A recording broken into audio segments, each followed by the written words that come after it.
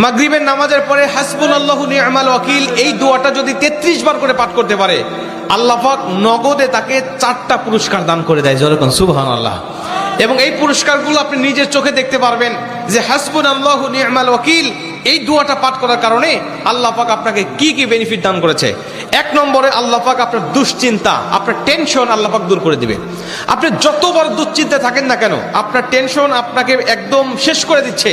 আপনি যদি হাসবুনাল্লাহু নি'মাল ওয়াকিল মানে আল্লাহ আমার জন্য যথেষ্ট, আল্লাহ আমার জন্য অভিভাবক হিসেবে যথেষ্ট, আপনি যদি দোয়া করতে পারেন, আল্লাহ পাক বলেন যে আমি আল্লাহ পাক তার টেনশন, তার দুশ্চিন্তা একেবারে দূর করে দেই। এটা হলো প্রথম নম্বর বেনিফিট। দ্বিতীয় নম্বর বেনিফিট হলো যে এই দোয়াটা যদি কোনো ব্যক্তি নিয়মিত পাঠ করতে পারে, রাসূল সাল্লাল্লাহু আলাইহি ওয়াসাল্লাম বলেন যে আল্লাহ রাব্বুল আলামিন তার বিপদ আপদ বালা মুসিবত আল্লাহ পাক দূর করে দেয়। এটা আল্লাহ পাক নিজেই তার জন্য সাহায্যকারী হয়ে যায়। বিপদ আপদ বালা মুসিবত তার সামনে আর কিচ্ছু রাখে না। আপনি যত হাসবুনাল্লাহু নি'মাল ওয়াকিল পাঠ করবেন, তত আল্লাহ পাক আপনার সামনে থেকে বিপদ বালা মুসিবত দূর করে দিবে। এটা হলো 2 নম্বর।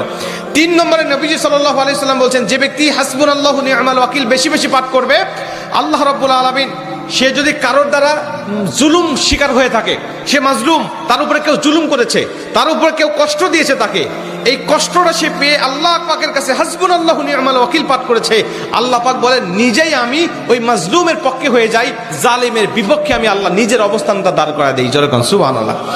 ভাই, আল্লাহ যদি আপনার পক্ষে দাঁড়ায় যায়, আপনার কিছু লাগে? আল্লাহ যদি আপনার জন্য সাহায্যকারী হয়ে যায়, আর কিছু লাগে? আপনাকে কোন জালিম আপনার উপর জুলুম করছে, আপনি হয়তো বা সেই জালিমের কাছে আপনি কিচ্ছু না, একেবারে তুচ্ছ, কিন্তু আল্লাহ তো তার থেকে অনেক বেশি শক্তিশালী। আল্লাহ পাক বলে যে আমি তখন ওই মাজলুমের পক্ষে দাঁড়া যাই, ওই জালিমের বিপক্ষে দাঁড়া যাই, আমি আল্লাহ আমার নিজের মতো করে আমি তখন বিচারটা শুরু করে দেই। যেরকম সুবহানাল্লাহ। এজন্য যদি কেউ আপনার উপর জুলুম করে, আপনি হতাশা হবেন না, আপনি কষ্ট পাবেন না, আপনি আসমানের দিকে মুখটা উঁচা করে বলবেন হাসবুনাল্লাহু নি'মাল ওয়াকিল নি'মাল মাওলা ওয়া নি'মান নাসির। আপনি এই দোয়াটুকু শুধু পাঠ করবেন, দেখবেন যে আল্লাহ পাক আপনার সব হতাশা, সব দুশ্চিন্তা, সব টেনশন আল্লাহ পাক মুহূর্তের মধ্যেই আল্লাহ পাক আপনার দূর করে দিয়েছে। যেরকম সুবহানাল্লাহ। এবং 4 নম্বরে রাসূল সাল্লাল্লাহু আলাইহি ওয়াসাল্লাম বলছেন যে তাকে আল্লাহ পাক দুনিয়া এবং আখিরাতের কল্যাণগুলো আল্লাহ পাক তাকে দান করে দেয়। দুনিয়াতে যত কল্যাণ, যত খারাপই আছে এগুলো দূর করে দেয়, কল্যাণগুলো আল্লাহ পাক দান করে দেয়। আবার আখিরাতের যত কল্যাণ লাগবে আপনার সব কল্যাণগুলো আল্লাহ পাক আপনাকে দান করে দিবে।